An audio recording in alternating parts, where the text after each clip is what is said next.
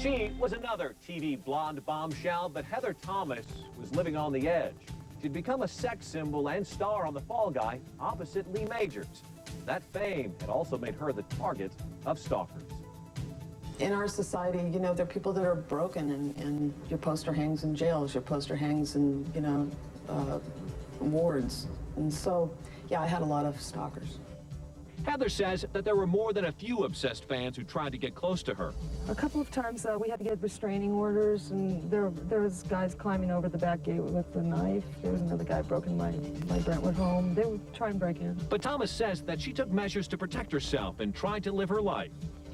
I was not going to, you know, live in fear and carry a gun, so I had a bodyguard guy living with me. Heather didn't start out to be a star. She attended UCLA Film School and wanted to write and direct. But because of her California blonde good looks, friends suggested she try acting to pay the bills. She says she got one lightweight role after another and soon found herself on The Fall Guy. Even on Fall Guy, yes, I was you know, the gratuitous sex, but I also got to have a lot of fun. I got to drive funny cars. I learned to shoot all sorts of things and get in stunt fights, and, you know, it wasn't Shakespeare, but it was fun. But the sudden fame and wealth led Heather down the wrong path, and in the mid-1980s, she became addicted to cocaine. I was younger. I was a little partier.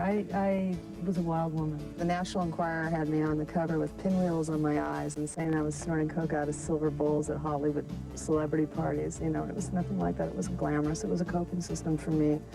And it was very lonely. And it got bad enough that I needed to quit it.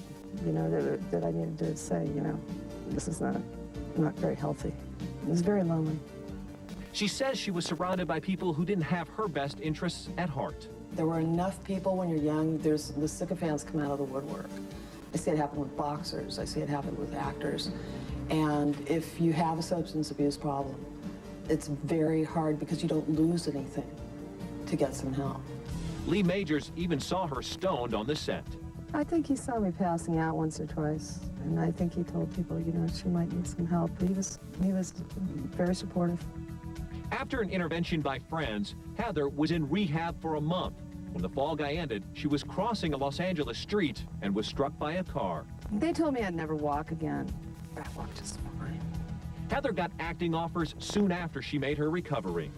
Happy birthday to you. She recreated Marilyn Monroe's famous serenade to JFK in a TV movie. I was, you know, going from one sex getting part to the next, and I said, I think I can do more. And I am. Heather turned to her original career plan and began to write scripts. She has a pilot in the works for MTV and created an animated series for Meg Ryan's company. She also found happiness with entertainment attorney Skip Brittenham. They were married in 1991 and have homes in Los Angeles and Jackson Hole, Wyoming, where she invited E.T. to share in her passion for fly fishing. She also has become very involved raising money for a rape treatment center. Although none of her stalkers ever assaulted her, she says she came close a few times and narrowly avoided being a victim of the casting couch. Yes, I would be told, well, if you do this, you'll get the job, or I've had to say no very forcefully and, you know, get physical about it, but I've been very lucky. And at age 42, Heather finally became a mother to daughter India Rose. I waited a long time because I just wasn't ready. I mean, it was kind of synchronicity. At some point, I looked at my husband, I said, we're having a kid, and he went, oh, okay. He looked like a deer caught in the headlights, and then we had the kid, and he's in love with her, and everything's great. Life is good for Heather, and says she only hopes her baby can also find fulfillment in life. I want her to be happy. She's so happy now. I'm jealous of her happiness. She's the happiest baby I've ever seen.